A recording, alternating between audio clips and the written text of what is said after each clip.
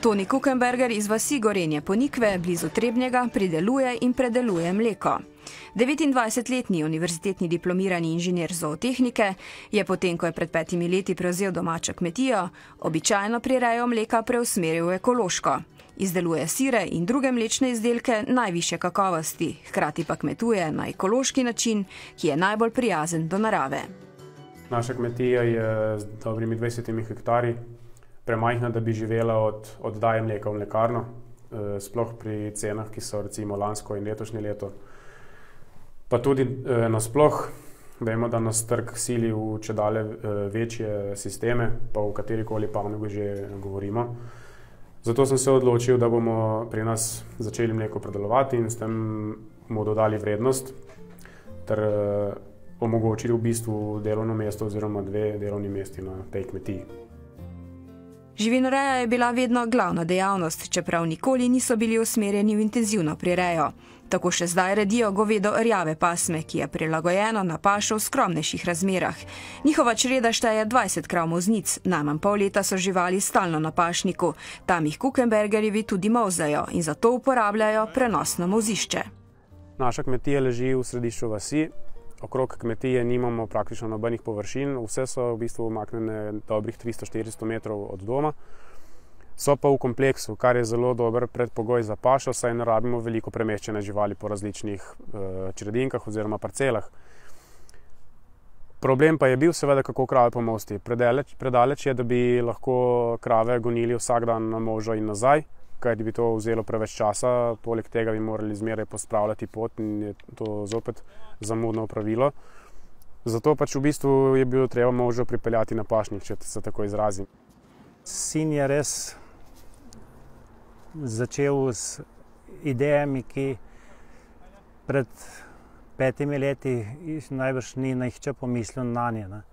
Ampak od začetka je bilo res težko se prilagajati oziroma sprejeti njegove ideje, jih tudi odobravati. Nisem pa nikoli pomislil, da tega cilja ne bi uresničil, kar si je zadal. Tako je Toni sam izdelal mobilno molzišče, pri tem je uporabil razpoložljivo strojno opremo kmetije. Rešitev je bila v bistvu kot na dlani. Doma smo že prej imeli elektroagregat, ki smo ga imeli samo za silno uporabo, se pravi ob izpadih električne energije. Tako da se je ta možnost v bistvu sama ponudila. Poleg tega pa smo imeli tudi ta 45 let star traktor, ki je v bistvu zadnja leta stal. Prodati se ga ne splača, ker je zelo nizka vrednost prodajna za take stroje.